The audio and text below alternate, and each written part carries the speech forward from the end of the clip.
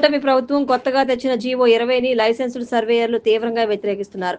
జీవోను సవరించాలని సర్వేయర్లు డిమాండ్ చేస్తూ కొత్త భవనాలకు ప్లాన్ల తయారీని సర్వేయర్లు నిలిపివేశారు. దర్మిలా ప్రతి నెల వందల సంఖ్యలో ఆమోదానికి వచ్చే భవన నిర్మాణ ప్లాన్లు ప్రస్తుతం కేవలం 3-4కే పరిమితం కావడం గమనార్హం.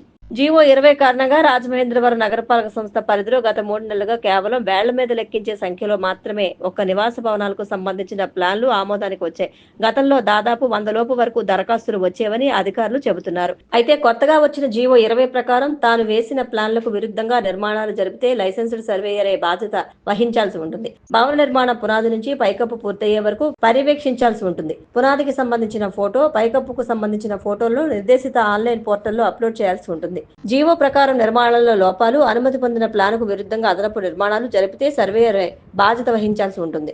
ఇందుకు గాను 5 ఏళ్ల పాటు లైసెన్స్ రద్దు చేయడంతో పాటు భారత న్యాయ సంహిత చట్టం ప్రకారం క్రిమినల్ కేసులు కూడా ఎదుర్కోవాల్సి ఉంటుంది.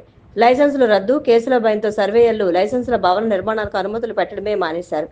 దీనిపై కొంతమంది సర్వేయర్లు కోర్టును కూడా ఆశ్రయించారు. 300 చదరపు గజాలు దాటిన 5 అంతస్తులకు పైబడి నిర్మాణాలకు వర్తింప చేయకపోవడంతో భారీ భవనాలు, అపార్ట్మెంట్ల నిర్మాణానికి ఇబ్బందులు లేవని చెబుతున్నారు.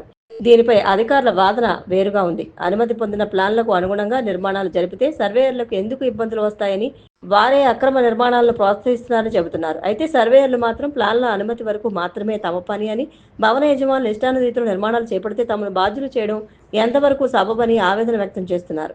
జీవోలో క్రిమినల్ కేసుల నిబంధనను ఎత్తివేసి సెట్ బ్యాక్ల పరంగా వెసులుబాటు కల్పించాలని కోరుతున్నారు. ఏది ఏమైనా జీవో 20 వల్ల రాష్ట్ర వ్యాప్తంగా భవన నిర్మాణాలు దాదాపు స్తంభించిపోయాయి.